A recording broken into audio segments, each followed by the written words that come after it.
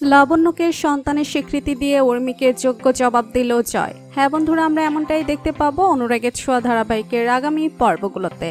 উর্মি সুস্থ হয়ে বাড়িতে ফিরে আসলে রত্নাদেবী উর্মি নানাভাবে কথা শোনাতে থাকে রূপাকে।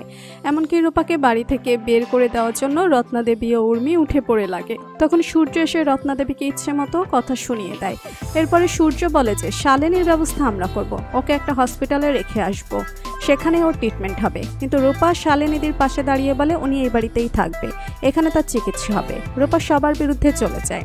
এরপরে রূপাকে কথা শোনায় উর্মি। উর্মি বলে যে শালিনী যদি এই বাড়িতে থাকে তাহলেই কিন্তু আমি এই বাড়িতে থাকবো না। এই কথা বলে উর্মি বাড়ি ছেড়ে চলে যাওয়ার জন্য বেরিয়ে পড়ে। এরই মধ্যে লাবণ্য এসে কাঁদতে কাঁদতে বলে তার মা তাকে ছেড়ে চলে গেছে অনেক দূরে।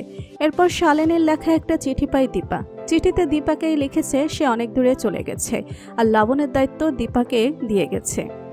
এরপর উর্মি বলে ওই মেয়ে এই বাড়িতে থাকলে আমি এই বাড়ি ছেড়ে চলে যাব। তখন দীপা বলে ও আমার মেয়ের মতো, ও এই বাড়িতেই থাকবে। রূপাও বলে আমার বোন এখানেই থাকবে। তখন উর্মি বলে আমিও এই মেয়েটিকে এক্ষুনি এই বাড়ি থেকে বের করে দেব।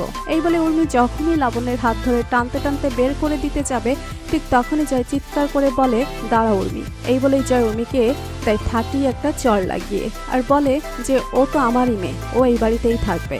জয় লাবণ্যকে জড়িয়ে ধরে আর বলে ওর শরীরে আমার রক্ত বইছে, আমি ওর বাবা, আমি থাকতেই ওকে আমি কোথাও যেতে দিব না।